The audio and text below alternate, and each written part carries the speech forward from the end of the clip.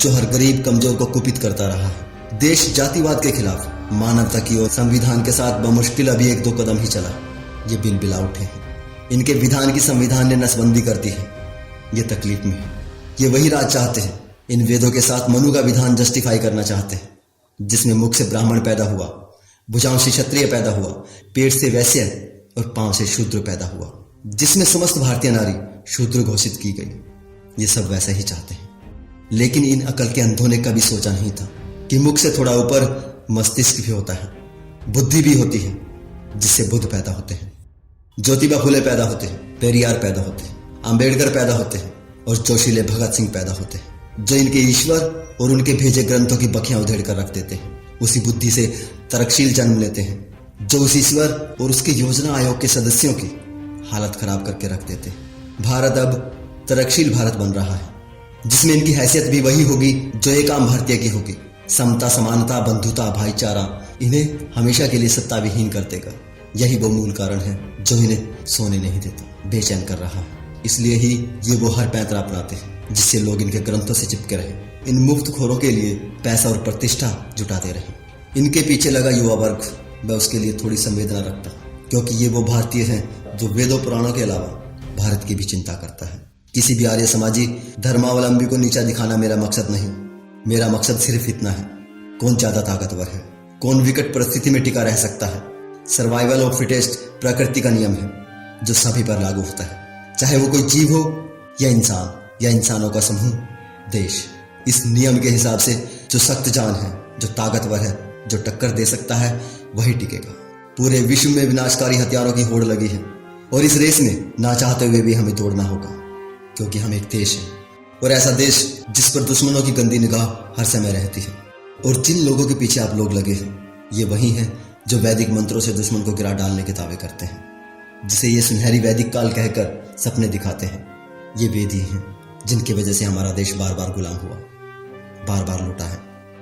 5000 सैनिकों को लेकर आया था गजनी और 50,000 हिंदुओं को मार गया था, मंदिरों को लूट कर ले गया था। इनके वैदिक मंत्रों से उस वक्त कोई दुश्मन अंधा नहीं हुआ, कोई आक्रांता भस्म नहीं हुआ, कोई लुटेरा घुटनों पर नहीं गिरा। कट कट गिरे तो मासूम भारतीयों के शीश, जिनको इन्होंने वेदों पुराणों मंत्रों की शक्ति ईश्वर वाणी के नाम पर बेवकूफ बना रखा था। तब उन्हें बचाने इन वेदों से ना विज्ञान निकला था, ना भगवान निकला था। वैदिक मंत्रों की शक्ति वाली स्तुति गप ने न तब कोई काम किया था, ना आज ही करती है। इन शास्त्रों से अब तक कोई शस्त्र बाहर नहीं निकला जो सीमा पार के घुसपैठियों को मार सके, बल्कि जो शस्त्र निकला वो अपने ही गरीब और नासमझ लोगों की मानसिकता को कुंद करता रहा है। हजारों वर्षों तक वर्ण व्यवस्था के नाम पर, जातियों के नाम पर भारतीय को भारतीय से जुदा करता रहा है और आज भी कर रहा है। इन वेदों में साफ साफ लिखा है, अगर हवन के लिए रुपया पैसा कम पड़े तो शूद्र को लूट लो, उसे संपत्ति रखने का कोई अधिकार नहीं। अगर स्वर्णों के समक्ष कोई शूद्र सैया पर बैठे तो राजा को आदेश है उसे कठोर दंड दे, उसके नितंब काट दिए जाए। अगर कोई शूद्र वेद पाठ करे या सुने, उसके कानों में पिघला हुआ लाख डाल दिया जाए। ये है विधान इनका, जिसे ये ईश्वर रचित कहते हैं। सोचिए, अगर ये ईश्वर रचित है तो वो ईश्वर कितना नीच है। क्या ऐसे ग्रंथों को धरती पर भेजने वाला वो ईश्वर पूजा का पात्र हो सकता है? ये सवाल अपने आप से पूछिए। ये वेद पुराण ग्रंथ किसी ईश्वर ने नहीं लिखे, ये वैदिक वैज्ञानिक खुद जानते हैं। इन वेदों में कोई भगवान नहीं, कोई विज्ञान नहीं। अगर वेदों में कोई विज्ञान होता तो ये कब का निकाल चुके होते। ये बहुत पुराना षड्यंत्र है, जिसे सदियों पहले भगवान का नाम लेकर फैलाया गया था, अब विज्ञान का नाम लेकर फैलाने की कोशिश की जा रही है। हमारा देश भुखमरी, गरीबी और बेरोजगारी से जूझ रहा है। इन्हीं अंधास्थाओं की वजह से इस देश का भूखा युवा उन्मादी बना दिया है इन्होंने।